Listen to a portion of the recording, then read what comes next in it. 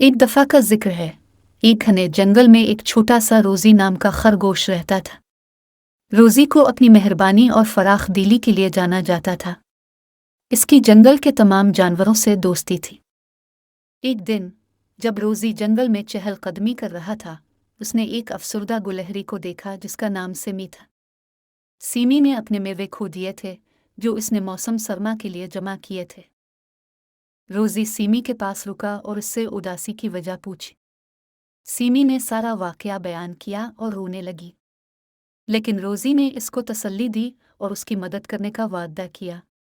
अगले रोज़ रोज़ी और सिमी मिलकर मेवों की तलाश में निकल पड़े।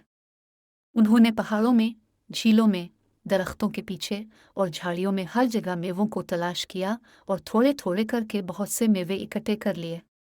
इस तरह दोनों ने मिलकर इस मुश्किल को हल कर लिया।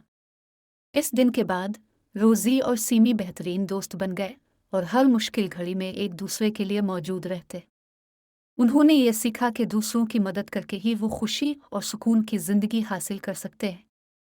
इस तरह हम भी एक छोटी सी मदद करके किसी की ज़िंदगी में बड़ी तब्दीली ला सकते हैं।